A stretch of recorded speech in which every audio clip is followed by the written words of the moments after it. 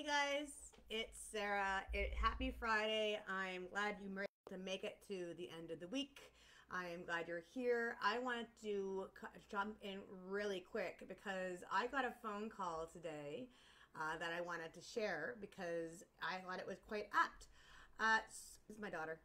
Hello.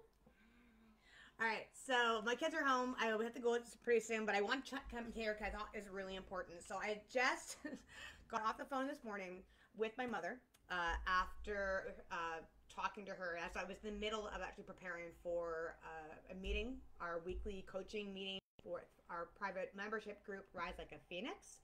I was preparing for it, and she called me, which I no problem. We usually talk and just like shoot the breeze kind of thing. And she called me up to say, "Hey, I need some advice." I'm like, "Okay."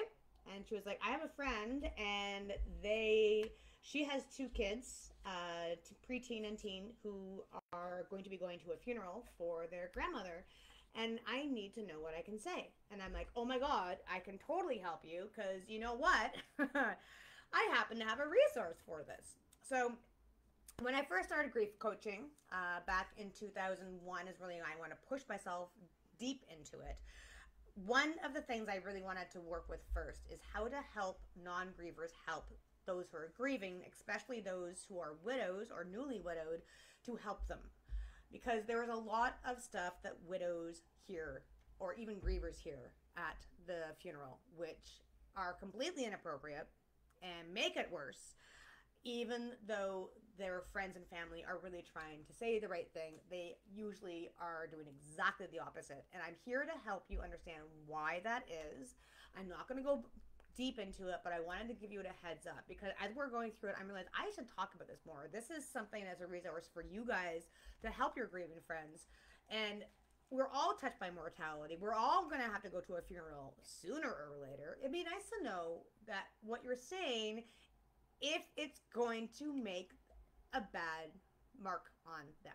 Okay, so I am going to take two or three of the worst things that you can say to a griever.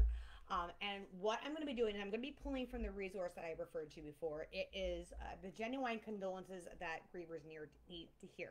And when my condolences, I mean, don't be say well, you don't want to say things flat. You don't want to be dismissive of what their pain is, and this is going to help you understand that because the way it's set up is that these are the things that grievers hear. This is compiled from over, oh my God, like hundreds and hundreds of different responses that I've asked my group members over the past 3 years about the silly things, the painful things that they've heard at their funerals, and they've got back to me. So it's a list of the top things that we hear all the time, always come up. What the worst things that you're going to hear. The next column is what you should say instead, and then the third column is to explain why the mind shift. Why do you need to change that? Because to get into their head space will give you that head start on to be able to help them support them in their grief going forward. So, number one, uh, don't say this. It says life goes on. Okay, don't say that.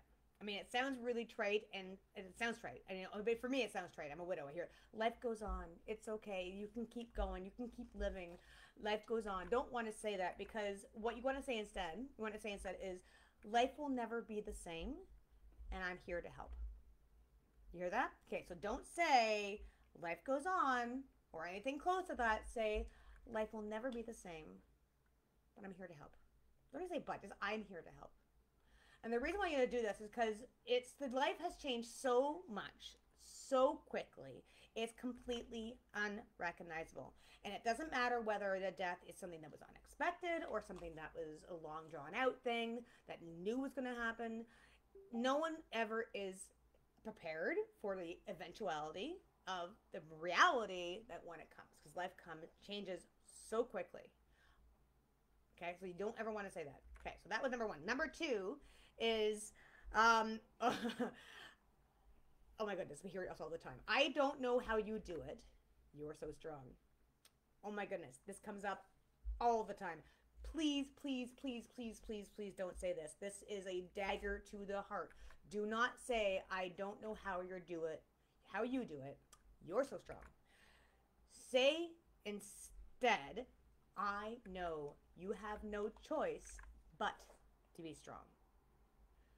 The reason why is because the grievers don't want to be forced to be strong. They have to be.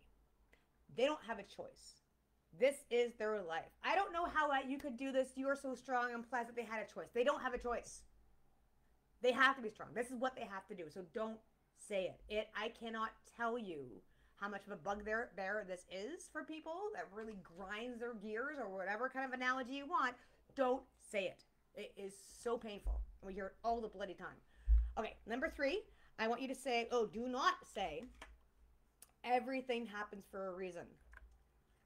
Don't ever say that. Don't say everything happens for a reason. Or that's very also close to that. You would only, what is that? Everything happens for a reason. Or actually, I'm going to stick with that. Other things. Don't ever say that, because what you want to say instead is that there is no reason for death. I am so sorry. Because there really isn't. There isn't any logical reason for death. I mean, when it comes down to it, like, we all have to die, right? But why? Like, why? There is no reason. I mean, okay, yeah, maybe the earth would be kind of crowded, and you get that on a practical point of view, but really, there's no point to it. Do you see what I'm saying? There is no end result to it. You know, there's nothing that's going to help anybody going by dying. Don't ever say there's a reason for everything. Because I used to say the same thing. I used to say that everything happens for a reason.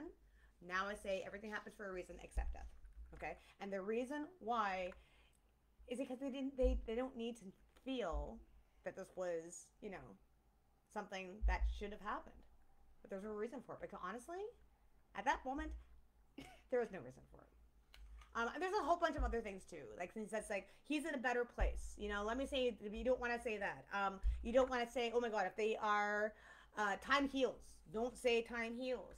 Don't say, now your son's going to be the man of the house, which is not even in jest. Don't say this. There's a whole bunch of things that you should not be saying that often come up in funerals. And this is just a smidgen of them. I've gone through 3, and I've explained 3 of them, though. But if you want to have a free resource that you can use are the top ones that I hear all the bloody time as a widow, and through my group. Again, I've been doing this since, in Facebook land, I've been doing this since 2020. So that's a lot of years of asking over every couple, I guess every quarter, every 6 months or so, about what they hear. I hear the same things all the time. I've compiled that. There's a column of what you most commonly hear, what you should say instead, and the reason for why this mind shift, the reason for why, to get into their head. And that will give you a basis of how to help them starting off on the right foot going forward. So I know you want to help, and I know you have no idea how to. This is why I'm here. My mission is to normalize grief, and this is what I do. Okay, so if you are a griever and you want to talk to me specifically, if you are a young widow between the ages of 25 to 45 with young kids, or kids in general, talk to me. I can help. If you are a non-griever and you want to be able to help your grieving friends, and this can be either they're your friends, they're your relatives, or maybe maybe you're a boss and you want to know how to help your employee being distracted. Or if you're a teacher or you're an educational system and you want to learn how to help your students, talk to me. Okay, I am a widow coach, a mentor, a solo parent guru, grief educator,